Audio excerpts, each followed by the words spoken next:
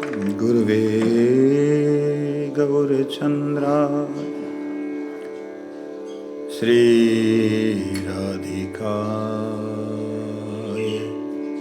तदालये कृष्णाय कृष्णभक्ताय तद्भक्ताय नमो नमः। श्री कृष्ण चैतन्य प्रभु नित्यानंद श्री अद्वैत गदाधर श्रीवासादि गौर भक्त वृंद। भूमो हरे कृष्ण कृष्ण कृष्ण हरे हरे, हरे राम राम राम हरे हरे। हम लोग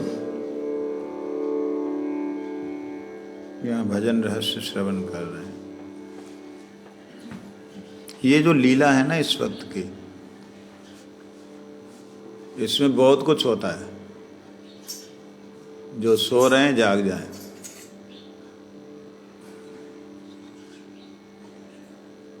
इसमें क्या होता है, राधा रानी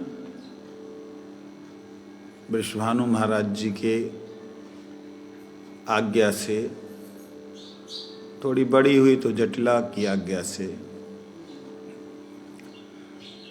नंद महल में जाती हैं। वहाँ कृष्ण के लिए बढ़िया बढ़िया व्यंजन बनाती हैं और कृष्ण का प्रसाद पाने के लिए लालायित रहती हैं। कैसे पाएंगी? सखा भी सारे हैं उत्पाती। कृष्ण जब खाने लगते सखा भी उसमें से खाने लग जाते हैं साथ में कृष्ण के। हालांकि सबके लिए बनाया है, लेकिन कृष्ण से छीन के खाने का आनंद ही अलग है। तो वहां पे गोपियां, चतुर शिरोमणि गोपी ललिता जी, भोली गोपी कौन है? राधा रानी। चतुर शिरोमणि ललिता। ललिता जी क्या करती हैं? बढ़िया से खूब सुंदर से सजा के, सुंदर सा बना के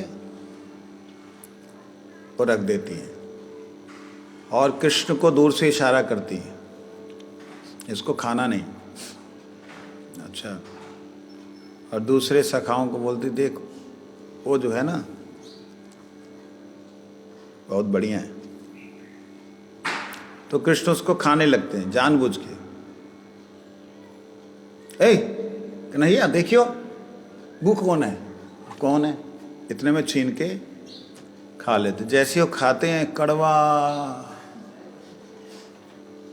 और ललिता को देखते, थू जी का बनायो, जो कृष्ण के ताई बनायो, तुम्हारे ताई थोड़ी बनायो। अब राधा रानी को प्रसादी कैसे मिलेगी, इसकी सारी ही लीला है। और दूसरा उठाने लगते हैं, देखो ये भी कृष्ण के लिए, तुम सोच लो पहले। अब चतुर सखा वो भी कम नहीं, कहते कोई बात ना है, पहले कृष्ण खा लेगो, बाद में हम खा लेंगे। अब जैसे कृष्ण खाएं तो वो छीन लें, भैया ये तो सही है। तो इस प्रकार से राधा रानी की सखियां राधा रानी को प्रसाद देने के उद्देश्य से, विशेष करके जो श्री राधा जी ने बनाया होता है, सबको परोसती हैं, सबको देती हैं। लेकिन कृष्ण की थाली में कुछ विचित्र दिखने से बस वही लेना है। अब वो स्वामिनी जी ने स्वयं बनाया है, सबको दिया है, उसके बीच में विशेष करके कृष्ण के लिए कुछ अगर देना है तो ये चतुरता चलती है। तो उसमें कड़वा दे देंगी दूसरा भी कड़वा ही होगा, ए मत खाइयो मत खाइयो, देख बाको हाल देख ले, चेहरा अभी तक ठीक ना हुआ हो, देख ले मुंह बिचकाए रहो, ऐसे कर बैठा है। और दूध पीना चाहता है, मीठा कुछ खाना चाहता है, कछु दे दो। इस प्रकार से ठाकुर जी की लीला होती है कि राधा रानी के हाथों से बना हुआ व्यंजन श्री कृष्ण भोजन करते हैं, और उसका अवशिष्ट जो होता है वो राधा रानी को सखियां ला के देती हैं, प्रसाद के रूप में श्री राधा रानी खाती है। ऐसी लीला है, बहुत सी लीला है इसमें। ये थोड़ा सा एक छोटा सा चिंतन किया। आज हम लोग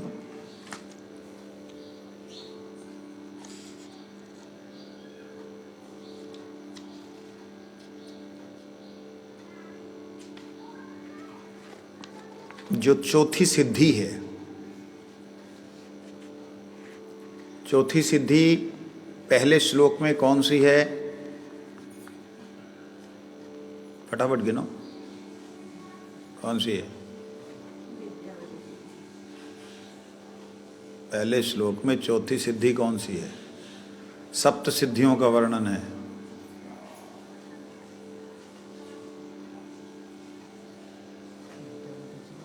विद्या वधु जीवनम। विद्या का मतलब सा विद्या तन्मतिर जया,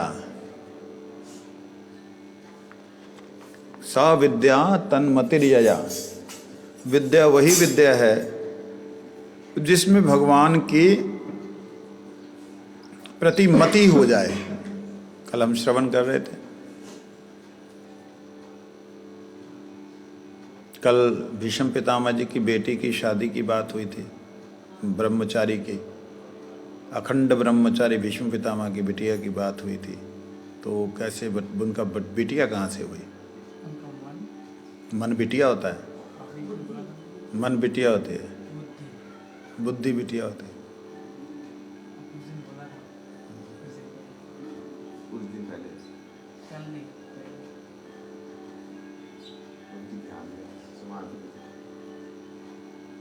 मति, मति, बुद्धि जब किसी मत को स्वीकार कर लेती, बुद्धि जब स्थिर हो जाती है, निश्चय कर लेती है कि यही परफेक्ट है, यही सही है, उसे मति कहते हैं।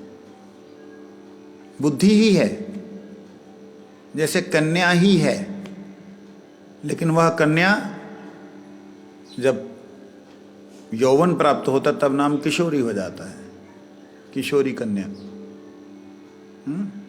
इसी प्रकार से बुद्धि जब सही मत को स्वीकार कर लेती है, मत निश्चय कर लेती है, उसे मति कहा जाता है। ठीक है। और यही मति अगर गोविंद के चरणों में लगने के लिए आतुर हो जाए तो इसी बुद्धि और इसी मति को विद्या कहा जाता है।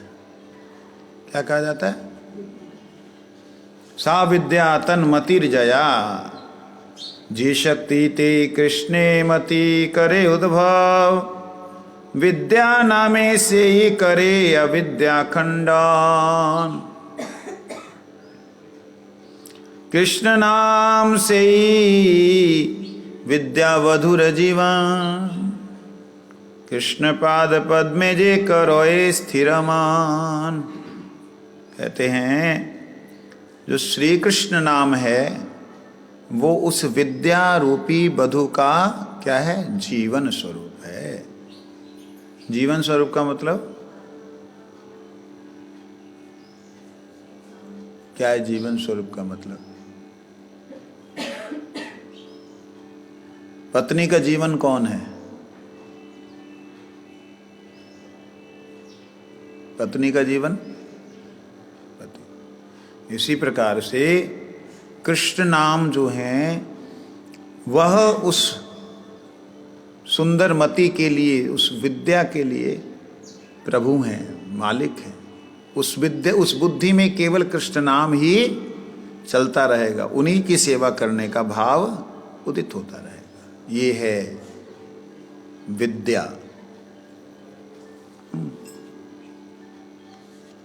जिससे कृष्ण पाद पद्मे जे करोए स्थिर मान। जिस विद्या से, जिस मति से, जिस बुद्धि से कृष्ण नाम में मन स्थिर करती है, उसे विद्या कहते हैं। अभी हमारा नाम में मन स्थिर होने लग गया, थोड़ा थोड़ा तो होने लग गया। ऐसे टक करके बोल दोगे तो कैसे चलेगा? अच्छा चलो, नहीं होने लगा। एक थर्मामीटर, जब आपका हरि नाम माला नहीं होती तो अच्छा लगता है, तो इसका मतलब होने लग गया। इसका मतलब मन उसमें स्थिर होने लगा, तभी तो नहीं अच्छा लग रहा है। मन को उसमें रहना अच्छा लगता है। किसमें? हरि नाम करने में। अच्छा लगने लगा या नहीं लगने लगा? अब बोलो। अच्छा नहीं लगता है ये तब पता लगता है जब ना हो, माला गुम जाए, तब हाल देखो क्या होगा। जब माला गुम जाती प्राण संकट में आ जाते हैं। मेरा अनुभव है इस चीज का। बाप रे, ऐसे लगता है कि बस अब तो जीवन खत्म हो गया। भले ही हरिनाम करते हुए मन लगता है या नहीं लगता, लेकिन आत्मा को आनंद आता है। मन लगे या ना लगे, आत्मा को कुछ रिवर्स में मिलता है, जिसके कारण आत्मा से जब माला इधर उधर बिछुड़ जाती है, विशेष करके उस समय जब करना हो माला को, तब हालत क्या होती है, इससे पता लगता है कि आत्मा को वह सुखदायी होता है हरिनाम। परंतु जब विद्या अर्थात हमारी मति भगवान के नाम को वर्ण करती है, मति भगवान के नाम को वर्ण करती है, तो फिर तो मन उसके पीछे पीछे चलता है। फिर मन उसके स्थिर हो जाता है, मतलब फिर मन भगता नहीं। प्रभु कहे कौन विद्या, विद्या मध्य सार। राय कहे कृष्ण भक्ति बिना विद्या नहीं यार। राय रामानंद महाप्रभु से कहते हैं कि हे महाप्रभु, आप पूछते हैं कौन सी विद्या वास्तविकता में विद्या है।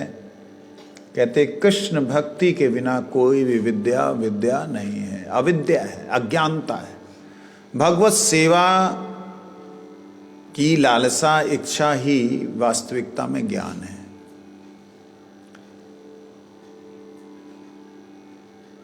श्रीमद् भागवत के अष्टम स्कंद तृतीय अध्याय के 20वें श्लोक में कहते हैं इसी बात को।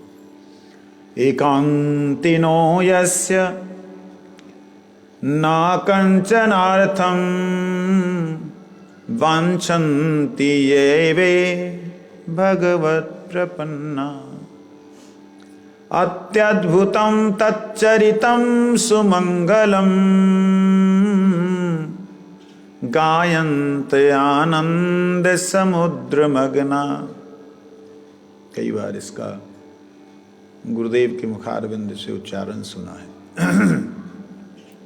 एकांतिनो यस्य ना कंचनार्थम, जो भगवान को एकांतिक रूप से, मतलब कोई और बीच में डिस्टरबेंस नहीं, केवल एकांतिक रूप से ठाकुर जी को चाहते, ना कंचनार्थम, उनको कोई भी किसी भी तरह का किंचित मात्र भी और वस्तु की जरूरत नहीं होती। ये वे भगवत प्रपन्ना, यहां तक कि जब मिलन की बात आती है, सांसारिक मिलन तो उसमें तो मतलब कोई वास्तविकता में उसमें कोई सार नहीं है, लेकिन जब कहीं मिलन की बात आती है तब उसमें कोई भी किसी भी तरह का अवयव अच्छा नहीं लगता। यहाँ तक कि शरीर भी नहीं अच्छा लगता। ये शरीर बंधन का कारण है। ठाकुर जी के दर्शन करते हुए ये पलक बंद हो जाती है। ब्रह्मा विधाता को पता नहीं है कि गोविंद के दर्शन में पलक बंद नहीं होनी चाहिए। ये झपकती जो है ना, युग के समान लगती है, तो ये भी बाधा लगती है। यहां तक कि जब कृष्ण के रूप का दर्शन कर रहे होते हैं तो श्वास भी बाधा लगती है। और ले लो, कहाँ जाओगे, श्वास भी लेना पड़ रहा है, बाधा लगती है। जब नाम का नाद का अनुभव होता है, नाम का अनुभव नाद का अनुभव होता है, तो श्वास भी बाधा पड़ती है। इसका अनुभव हुआ किया कभी?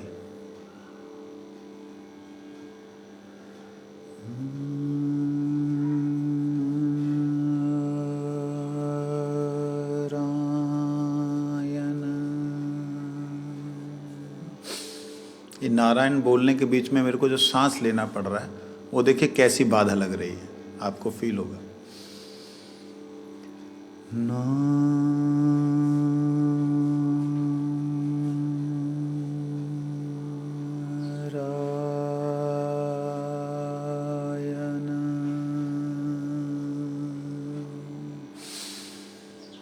ये जो रुक गया, नाम को करने में सांस लेना भी दिक्कतदायी होता है। मतलब आके बाकी चीजें तो छोड़ ही दीजिए, एकांतिनों का अर्थ इतना गंभीर है। एक संत, बड़े ही उच्च कोटि के संत, बहुत विद्वान संत, वो चंडीगढ़ में प्रवचन कर रहे राधा गोविंद जी की बात के बारे में। तो कहते आत्मा का जब मिलन होता है, उन्होंने उदाहरण, बड़ा सस्ता उदाहरण दिया। पति पत्नी के मिलन के समय सारे अलंकार खोल दिए जाते हैं। कोई भी अलंकार जो है उस वक्त अच्छा नहीं लगता, जो शोभा देता था वो शोभा नहीं देता। उन्होंने उदाहरण ये दिया। लेकिन यहाँ पर अगर हम इसको थोड़ा सा और गंभीरता में लें, यहाँ पे तो सांस भी बाधा है, शरीर भी बाधा है। तो एकांतिनों का अर्थ होता है जहां पे कुछ भी और ना हो। कहते जो भगवान के अलावा कंचन अर्थ किंचित मात्र भी कुछ भी वांछन्ति नहीं चाहते। ये वे भगवत प्रपन्ना, जो भगवान के शरण में प्रपन्न हो गए, भगवान के चरणों में क्या हो गए? प्रपन्न हो गए, शरणागत हो गए। उनको किंचित कुछ मात्र भी नहीं, कुछ भी नहीं चाहिए। ये बात उन्हीं को समझ में आती है जो हुए हैं। जो नहीं हुए तो नहीं, तो भगवान की सेवा के लिए तो चाहिए होगा। मेरे से एक बच्चे ने बोला, मैंने कहा तेरी रुचि, तेरे लक्ष्य, तेरा सब कुछ जो दिखाई दे रहा है, एक अच्छे भक्त, एक अच्छे साधु के गुण आ रहे हैं तुझ में, तो उसी ट्रैक पे सोच। कहता नहीं महाराज, मैं ना थोड़ा सोचता हूँ कुछ ऐसा बड़ा करूँ जिससे कि आश्रम का जो है कोई कमी ना हो, जो आपके इच्छाएं हैं वो पूरी हो जाए। मैंने कहा मेरी इच्छाएं कुछ नहीं मेरे भाई। जो इस संसार में गुरुदेव के नाम के प्रचार की इच्छा है, निश्चित रूप से है, वो रहनी चाहिए हर शिष्य को। जिस प्रकार भगवान के भक्त भगवान के नाम को इस जगत में प्रचार करने के लिए अपना तन मन धन अर्पण कर देते हैं, ऐसे प्रत्येक जीव के अंदर ये भाव होना चाहिए कि अपने गुरु की महिमा, गोविंद की महिमा को प्रकाश करने के लिए वो सब कार्य करे। परंतु ये भी बाधा बन जाती है, ये प्रचार भी बाधा बन जाता है। एकांतिनो यस्य, जो जेवे भगवत प्रपन्ना, जो भगवान के प्रपन्न। क्यों जी, आपके गुरु जी की सेवा में ये सब बाधाएं थी क्या? वो प्रचार में जाते थे, क्या बाधा थी? गुरु जी के लेवल जो है वो बिल्कुल अलग है। गुरु जी का नाम कीर्तन करना, लोगों का आकर्षित होना, गुरु जी की जय जयकार करना, गुरु जी को कुछ भी उसका भान भी नहीं होता, आभास भी नहीं होता। हमको कोई गाली दे दे, आया बड़ा, अभी मेरे को ये पिछली एक वीडियो मैंने अभी फेसबुक पे एक साल पुरानी, 4-5 दिन 7 दिन पहले एक वीडियो वो आती ना साल बाद रिवीजन करने के लिए कि भैया आप इसको देखना चाहें तो मैंने उसको देखा। उसमें कमेंट में किसी ने बड़ा बेहुदा लिखा हुआ था, वो भगवान दोष क्या नाटक करता है, ऐसा यही क्या बोलते हैं, राग रागनी करके क्या लोगों को दिखाता है। और उसके बाद एक तंबूरा बजाता था ना, ये क्या सहजिया जैसा भाव ले रखा है। तो मैं उसको पढ़ के हंसी आई, दिया, इच्छा हुई जवाब दूं, मैंने कहा छोड़ो, 1 साल पहले जवाब नहीं दिया तो अब क्या जवाब दूं उसको। तो कहने का अभिप्राय, हमें तो निंदा अच्छी भी नहीं लगती और गुरु जी को स्तुति अच्छी भी नहीं लगती। उनकी कोई निंदा अगर करता है, ये प्रैक्टिकल बात बतला रहा हूँ। एक हमारे गुरु भाई गुरु जी के पास दिल्ली में आ गए, हमारे बड़े गुरु भाई थे, विष्णु महाराज वगैरह से सबसे पहले आए थे। तो बैकुंठ प्रभु नाम था उनका, अभी मठ में नहीं है इसलिए नाम ले रहा हूँ। वो आए, गुरु जी को बोले महाराज मैं वहाँ नहीं रहूँगा। गुरु जी कहते देखो वहाँ कोई सेवक नहीं है, तुम जिम्मेवार सेवक हो, जिम्मेवारी से करते हो, वहाँ तुम्हारे रहने से अच्छा होगा। ना ना मैं वहाँ नहीं रहूँगा। वो बकवास करता है आपके नाम को लेकर के, गुरु जी का गुरु भाई कोई।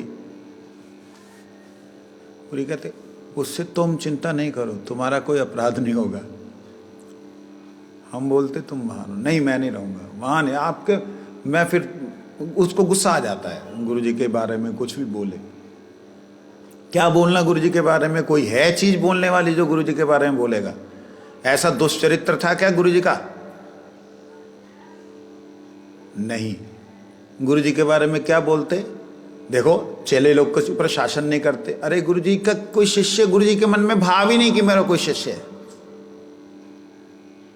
देखो वो उत्पात किया, वो उत्पात किया, उसने उत्पात किया, वो ऐसा भाग गया, ऐसा किया, महाराज चुपचाप बैठा है, महाराज किस लिए महाराज आचार्य बना है, ऐसे करके वो अपने गुरु भाई को बोलते। गुरु भाई को एक बोलने का होता है ना, कई बार जैसे मैं महाराज जी हमारा आपस में कई बार ऐसे चलता है, मेरे को बोलते आप क्यों नहीं बोलते उसको, मैं तुम क्यों नहीं बोलते उसको। तो ऐसे हमारा आपस में है। लेकिन अगर कोई हमारे को फॉलो कर रहा है, वो व्यक्ति कहे कि ले ये तो महाराज जी के बारे में गलत बोल रहे हैं, भाई वो गलत बोल रहे हैं, यही तो बोल रहे हैं कि गुरु जी जो है मैनेजमेंट जो है शासन नहीं करते, तो ये तो गुण बोल रहे हैं, तुम्हें तकलीफ क्या हो रही है इसमें। होता ये था कि गलती ब्रह्मचारी करता था तो वो गुरु जी को बोलते थे लाड साहब का बेटा बना हुआ है, तो उससे उनको तकलीफ होती थी। तो गुरु जी ने उनको बोला आप चिंता नहीं करो, तुम वहीं पे रहो, तुम्हारा कोई अपराध नहीं होगा, गुरुदेव प्रसन्न होंगे। देखिए कल्पना कीजिए, गुरुजी अपने आप को गुरुजी बोलते नहीं है, बट मैं प्रसन्न होऊंगा ऐसा नहीं बोला। गुरुजी कहते गुरुदेव प्रसन्न होंगे। तो मारो, मेरे सामने की बात है, दिल्ली में गुरुजी ने समझा रहे थे ना, हम ओखने था गुना, मैं नहीं रहूंगा। और वो बंदा मठ में ही नहीं रहा, कुछ साल रहा, हम सबसे सीनियर, सबसे भजन में भी, सेवाओं में बिल्कुल परफेक्ट, लेकिन गुरुदेव ने इच्छा करने पर भी वो वहाँ नहीं रहा। फिर उसके बाद हमारे प्राणनाथ प्रभु जी एक थे, हैं अभी भी। गुरु जी ने उनको बोला देखो वो कुछ बोलने से तुम चिंता मत करना, तुम्हारा कोई अपराध नहीं होगा। ठीक है महाराज जी, वो सरल माधव प्रभु की तरह, ठीक है जी, वो लग गए सेवा में। आज वो गुरुदेव के प्रिय, मतलब भले ही वो लिखना जाने ना, चाहे वो कोई श्लोकों का सही उच्चारण कर ना पाएं, लेकिन गुरुदेव के प्रिय होने के नाते गुरुदेव ने स्वयं इच्छा से उनको संन्यास दिया। कोई भी उनके पक्ष में नहीं था कि संन्यास के लिए। बात समझ रहे हैं? तो इस प्रकार से हमारे पूज्यपाद त्यागी महाराज, उनका नाम है संन्यास का। इस प्रकार से जब भगवत प्रपन्न होता है जीव, तब उस वक्त मेरे प्रभु की क्या इच्छा है, उसमें ही एकांत दृष्टि होनी चाहिए। मगर हम लोगों के लिए कथा कीर्तन जो हम करते हैं ना, जो सेवा में हम आगे बढ़ करके कंचनार्थम, कुछ मात्र हमारी, कंचन को रुपया भी बोलते हैं, किंचित भी बोलते हैं। कंचन मतलब रुपया, अर्थम मतलब जरूरत, और कंचन मतलब किंचित, अर्थ मतलब कोई भी जरूरत, किंचित मात्र कोई भी जरूरत। हम अगर अपने आप को बेवकूफ बना के ये सोचें कि ये कथा के लिए, कीर्तन के लिए, ये लाइव करने के लिए, इससे लोगों का मंगल होगा, कल्याण होगा, तो अपनी मूर्खता है, अज्ञानता है। प्रैक्टिकल बात है, सत्य बात है।